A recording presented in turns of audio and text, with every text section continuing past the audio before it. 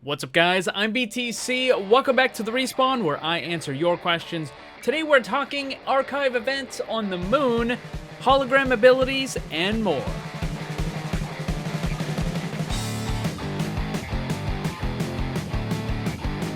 Today's video is sponsored by Audible. You can get a free audiobook to keep forever and support the channel by using the link down below. I listen to Audible all the time, every day. It's an incredibly awesome service. And today I am recommending the book 14 by Peter Clines. It is a suspense mystery kind of horror book. If you're into the Lovecraft Cthulhu mythos, this is a great book for you. First question of the day, when will we start getting teasers for the Archives event? Well, it's possible we could start getting some later this week, but if not, we will definitely get them next week. And there's a pretty good chance that there's going to be a comic included as well, because both of the two previous Archives event, Uprising and Retribution, also had a comic that accompanied it, or actually came out about a week before it, and gave us a bunch of backstory about what the event was actually going to be. Next question, will you ever do a video where you rework every hero? Probably not, because most characters don't need a rework. In fact, maybe only one or two really do at this point, and there's a bunch of characters that need buffs or maybe slight changes, but not entire reworks. Can you send in more than one hero concept? Yes. Can the same person be repicked to show off a different hero concept? Yes, but I probably wouldn't put them in the same video. I would likely space it out a little bit. And if you're wondering what that question is about, I am now going to start accepting new hero concepts from pretty much anyone, and maybe I'll put them into a compilation video at some point in the future, just to kind of show off some of the concepts that you guys have been making. Could an ability that heals shields the object, not the hit point type, work? Yes, as long as that's not the only thing it does. Like, if it's the only thing that it does is to heal those barriers for Reinhardt and Orisa and whatnot, then that's just not going to be a good enough of an ability, because then you can only use that with those characters. So if you had an ability that heals the player and as an extra bonus it heals the barriers, then sure, you could do that. But it can't be the only thing that the ability does. Do you think a character with a Sinkhole ultimate would work? Basically, if you fall into it, you just die. I don't think so. You don't want any ability in the game that just instantly kills you. That is just not very good. Even with Doomfist and his rocket punch, like, you have to get hit into a wall. So there's a couple of things that you need to do, but if just all of a sudden you just fall and you're just dead. Also, another problem with that is it makes it impossible to res you. So it's even more powerful than just simply killing the player. It's like knocking them off of the map kind of stuff. So no, I don't think that's a good idea. Why archive brawls can't stay always in the game, like a campaign mode? Well, I think their idea is they want it to be special, so it's only around for a limited time kind of deal. But also, imagine if you were trying to find a group for it in, let's say, September, right? You would probably wait in queue for an hour or longer before you can find people, particularly if you're, it's not just the campaign, it's also the particular difficulty. So if you're trying to search for a game on, let's say, hard, and other people are trying to search for a game on normal, then, it's going to take way too long. So I think maybe there's an argument to be made to allow it in custom games, like let them use the maps and the enemies and stuff in custom matches. But for the arcade, nah, really, it wouldn't work that well. Can you make a Brigitte rework video? I've actually been thinking about that. The problem with Brigitte is that if you try to balance her as she is now with just no role queue and anybody can play anything and you can have 3 tanks or 4 tanks or whatever, then that's a different way of balancing Brigitte versus if everything is locked into a 2-2-2.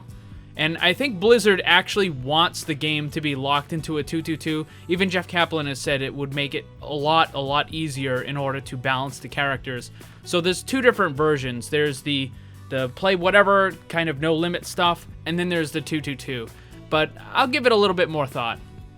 Do you think an archive event about Horizon, Winston, and Hammond would be good or fun? I think it would be really difficult to make something like that, because first, it would probably have to be like a return to the moon kind of event, because remember, when Hammond was up there the first time, he didn't even have the mech. He didn't build that until he landed in Junkertown. All he had was the escape pod of the ball attached to Winston's escape pod. So you couldn't really do it from before. I mean, if you just had Hammond as the hamster kind of like running through the vents and stuff, maybe, but I mean, that would be an entirely different game. And then even if you did return to the moon, who would the enemies be? Yes, there's a couple of gorillas there, but I mean, there's only like, what, half a dozen or so? So there's just not enough stuff up there, unless they started building Omnics or converting some of the Omnics that were up there, but there's just too much emptiness. I don't really think there's much you could do. And then it would be, what, a two-man archive event? I don't know. It doesn't seem like it would really work that well.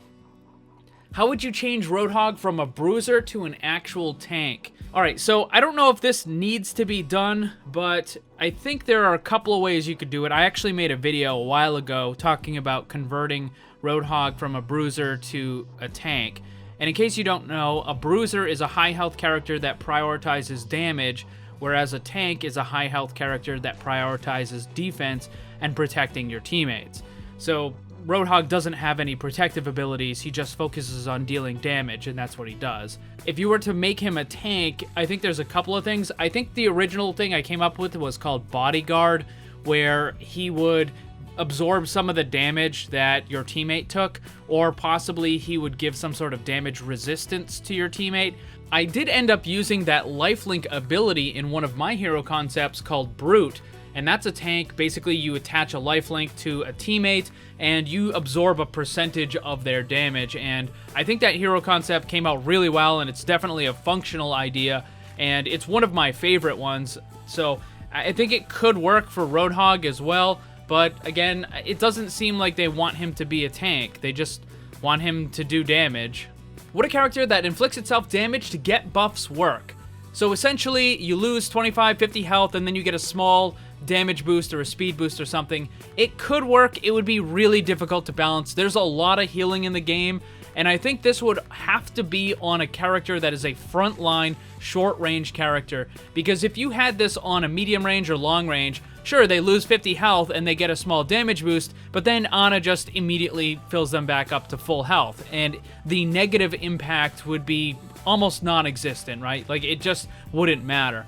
And before anyone asks, no, you do not gain any ultimate charge for healing self-damage. So, for example, if Zarya uses her right-click and she hits into the ground and it deals some damage to her, or if Soldier hits himself with his Helix rocket, you do not gain any ult charge for healing that damage. It just pretends like it didn't happen. So you wouldn't get any extra. It's not a way that your healers could gain extra ult charge. But again, the healing would just make it kind of almost inconsequential. So it could work, but I don't know. Does Reinhardt's shield reduce the damage Winston's Tesla cannon does? No, it does not. The Winston attack simply goes through barriers and it deals full damage, which is 60 per second, and it is not affected by barriers at all. When is Baptiste coming to competitive? In the next couple days. I think it should be, probably on Tuesday. He should be in competitive. Do you have any more hero concepts, and if so, when will they be released? I have probably about 6, 7, 8 hero concepts that are pretty much done. The only thing I'm waiting for is artwork.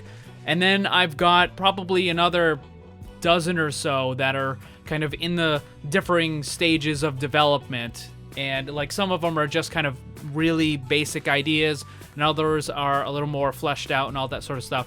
But I'm probably not going to release any of my hero concepts until after the Archives event. And I do have something extra special planned for some of the stuff that's coming up, and I think you guys are going to really like it.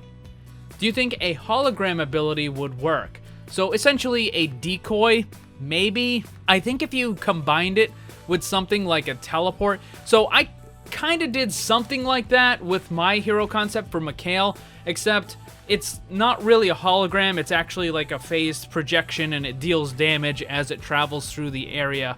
But I think what you could do is, like, if, for example, you created a hologram and then you gained invisibility for 3 seconds or something like that, and it allowed you to move very quickly in a different direction. Sure, you could trick people into thinking that you're still there, and they could maybe attack it a little bit or something like that.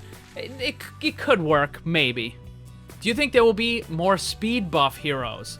For individual speed buffs, yes, like making yourself or one teammate move faster, sure. But that area effect stuff that Lucio can do, I don't know if they're going to want to add that. They just nerfed it, so I get the feeling that if they did add it, they might make it so that they don't stack. Like only one or the other will work. How can you tell if someone's throwing? What if they're just really bad at the game? For me, it's really easy to recognize when someone is throwing. There are all kinds of telltale signs that indicate a person has decided they're going to throw the match. And I could probably talk about this topic for an hour or more, breaking down all the different things. I could go through footage of different games and just show you this is why, this is why, this is why. But to give you a very brief kind of overview of it, so the first thing is if you have the blatant throwers, right? If someone's just AFK in the spawn or if they're jumping off the map, that's pretty obvious. But if you have another player who just suddenly switches to a character that they know isn't going to be effective, right? So like, for example, if your whole team is running dive and then someone just decides to switch to Torb or they decide to switch to Bastion and they know that the character's not going to be viable in that situation, and they're doing it just because they want to throw. There are certain characters that are considered throw picks. Now, it doesn't necessarily mean that just because someone is playing Torbjorn, it means they're throwing. But if someone is primarily playing a McCree or a Genji, and then they suddenly switch to Torbjorn, yeah, that's a pretty good indicator. Another thing is obviously, if they're in voice chat and they're arguing with someone, and then they just decide to switch characters out of the blue, like if they're playing a tank and they just switch to suddenly Doomfist or something, chances are that person has decided, yep, they're going to throw. Another thing is if they're in voice chat and then they leave and they immediately switch to another character. Again, that is telltale sign that they're throwing because they left, they decided they don't want to participate with the group anymore, and they're just going to play something else that they know isn't effective. Again, there are so many different things that I could go through on how someone is throwing, but I guess the most simple thing is this person smart enough to know that what they're doing is not effective? And if they're smart enough to know that what they're doing is not effective, then they're throwing. That's going to be all of the questions for this week. Thank you to everyone who submitted one. Once more, all of the questions from every single previous Respawn video is on my Discord. You can go there, find any question that has been asked, and find the appropriate video. There'll be a link right with it. So then you can go and find out all that stuff, because a lot of you guys keep asking questions that have been answered in previous ones, and also other questions like, should they buff such character? Should they buff that character? I've kind of talked about those in past. Now, every now and again, it might be appropriate to bring that question back in, but a lot of those have already been answered, so go ahead and check out that Discord and all of those previous questions. Thanks for watching, and if you'd like to see more, subscribe and hit that bell so you don't miss anything. Also, come hang out in my Discord server and my Twitch live stream. Special thanks to my Patreon supporters. If you'd like to see what kind of cool VIP rewards you can get, check the links down below. And remember, always blame the controller, because it's never your fault.